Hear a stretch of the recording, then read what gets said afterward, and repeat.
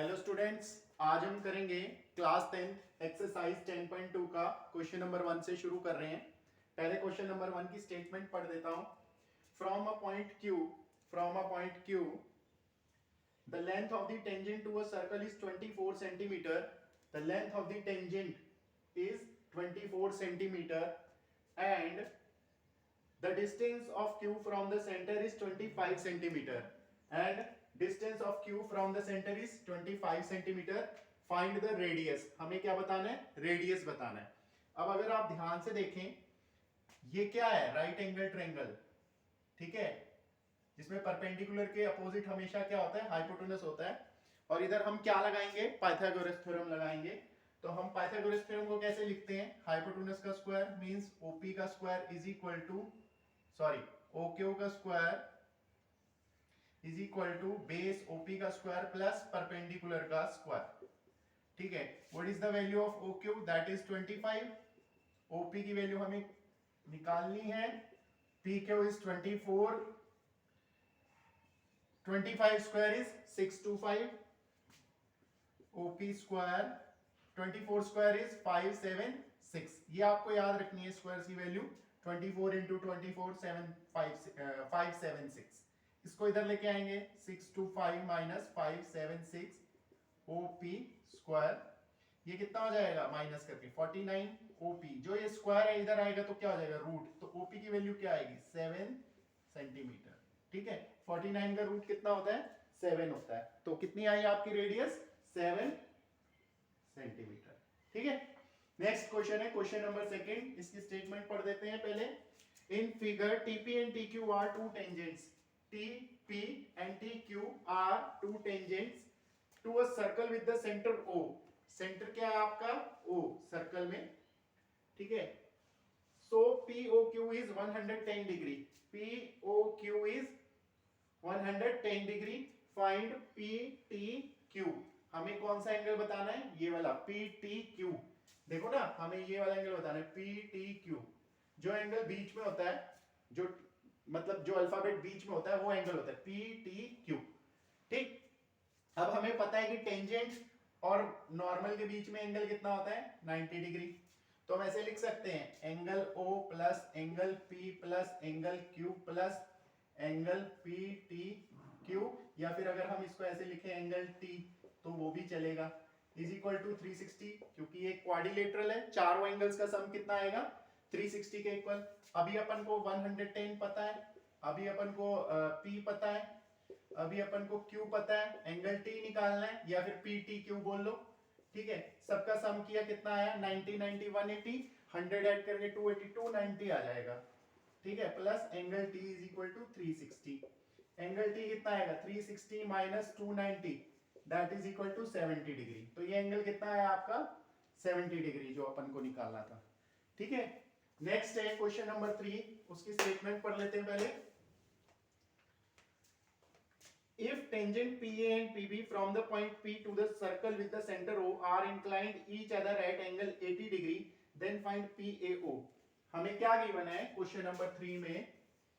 एक सर्कल है, बाहर से कोई पॉइंट P से टेंजेंट है PA एंड PB कितने एंगल पे है? 90 डिग्री पे है। अब सेंटर में है O। हमें क्या बताना है? POA बताना है। एंगल कितना बताना है? POA। POA। तो इसके लिए हमें बीच में एक लाइन लगानी पड़ेगी। ठीक है, ये एंगल आपको पता है कितना होता है? ये एंगल होता है आपका 90 डिग्री। उससे पहले हम इसको ऐसे ही सॉल्व करेंगे, क्योंकि इसे हमें क्वाड्रिलेटरल, पहले ये लाइन अलग कर लेते हैं, नहीं लगाते इसको। हमें क्या निकालना है? हमें निकालना है POA। अभी उससे पहले हमें क्या निकालना होगा? एंगल O निकालना होगा। ये पूरा एंगल निकालना होगा, फिर उसका हम आगे जो भी है प्रोसेस उसके हिसाब से करेंगे। अगर हम यहां ध्यान से देखें, ये क्वाड्रिलेटरल है, यही वाली टेक्निक। चारों एंगल्स का सम कितना होगा? 80 प्लस 90 प्लस 90, ये आपका angle P, angle A, angle B plus angle O is equal to 360। ये कितना आएगा? 90 90, 180 प्लस 80 260। तो 360 माइनस 260, तो एंगल O कितना आया? 100। तो ये एंगल कितना आ गया आपका? 100। ठीक है, अब अपन क्या करते हैं, अपन इधर O join O to P, O से P को ज्वाइन करते हैं। अभी हमको यहाँ पर दो ट्रायंगल देखने को मिल गए, कौन से, ध्यान से देखो, triangle OAP and triangle OBP, ठीक है। तो इनके अगर आप ध्यान से देखो, कॉन्ग्रुएंसी प्रूव करते हैं पहले। कॉन्ग्रुएंसी अगर प्रूव हो जाती है तो इस एंगल का क्या करना है वो हमें पता लग जाएगा, ठीक। तो हमारे पास देखो रेडियस दोनों ट्रायंगल में OA is equal to OB, क्या है ये रेडियस, OP कॉमन है और टेंजेंट भी बराबर होते हैं, AP is equal to BP। तो तीनों साइड्स हैं, कौन सी कॉन्ग्रुएंसी लगेगी, ट्रिपल एस कॉन्ग्रुएंसी। कौन सी कॉन्ग्रुएंसी, ट्रिपल एस कॉन्ग्रुएंसी के कॉन्ग्रुएंसी लगेगी, जिसमें आपका ये दोनों ट्रायंगल क्या होंगे, कॉन्ग्रुएंट प्रूव हो जाएंगे। और कॉन्ग्रुएंट प्रूव होने से क्या होता है, कॉन्ग्रुएंट प्रूव होने से तीनों एंगल्स और तीनों साइड क्या होती हैं, बराबर होती हैं। तो इसका मतलब आपका एंगल AOP कितना होगा, हाफ ऑफ एंगल O कितना है 150, ठीक है, 50 आ जाएगा ये वाला एंगल आपका, ठीक है। कॉन्ग्रुएंट प्रूव किया, इसका मतलब ये एंगल और ये एंगल दोनों बराबर होंगे ना, ठीक है। नेक्स्ट क्वेश्चन है आपका, prove that tangent drawn at the end of the diameter of the circle are parallel. Next क्या है, tangent drawn at the end of the diameter of the circle are parallel. एक circle है, ठीक है, ये इसका डायमीटर है, ये टेंजेंट है दो, A B C D, ये क्या है, पैरेलल है, हमें ऐसा प्रूफ करना है। अभी हमने एक प्रॉपर्टी की हुई है पहले एंगल्स के केस में, ये एंगल और ये एंगल क्या है, ये अल्टरनेट इंटीरियर एंगल, ये एंगल और ये एंगल क्या है, ये अल्टरनेट इंटीरियर एंगल। ये दोनों क्या होती है, पैरेलल लाइन, ये क्या होता है, ट्रांसवर्सल, ठीक है। अल्टरनेट इंटीरियर एंगल अगर इक्वल होते हैं, ठीक है, तो क्या होती है, ये लाइंस पैरेलल होती है। कुछ यही चीज हमें यहाँ पर प्रूव करनी है, ठीक। तो हम क्या करते हैं, यहाँ पर आपको पता है कि कितना होता है एंगल नॉर्मल के साथ, इसको नाम दे देते हैं OPQ। कितना एंगल होता है नॉर्मल के साथ टेंजेंट का, 90 डिग्री, ठीक है। अगर आप यहाँ पे ध्यान से देखें, OQC is equal to OPB, ये क्या है, अल्टरनेट इंटीरियर एंगल, ठीक है। उसी तरीके से OPA is equal to OQD, ये भी अल्टरनेट इंटीरियर एंगल की कैटेगरी में आ रहा है, ठीक है। तो ये और ये एंगल अल्टरनेट इंटीरियर एंगल है, ये और ये एंगल अल्टरनेट इंटीरियर एंगल है, तो इसको हम एक ट्रांसवर्सल कंसीडर कर सकते हैं। तो ये दोनों लाइंस क्या होंगी, पैरेलल, मतलब टेंजेंट क्या होंगे, पैरेलल, ठीक है। तो हमारा ये प्रूव होता है, नीचे आप लाइन लिख देंगे, ठीक है, कि ये पैरेलल है, क्योंकि हमने यहाँ पर देखा कि ये और ये एंगल अल्टरनेट इंटीरियर एंगल और ये एंगल अल्टरनेट इंटीरियर एंगल की प्रॉपर्टी को सेटिस्फाई कर रहे हैं। तो आपका ये दोनों टेंजेंट क्या होंगे, पैरेलल होंगे, ठीक है।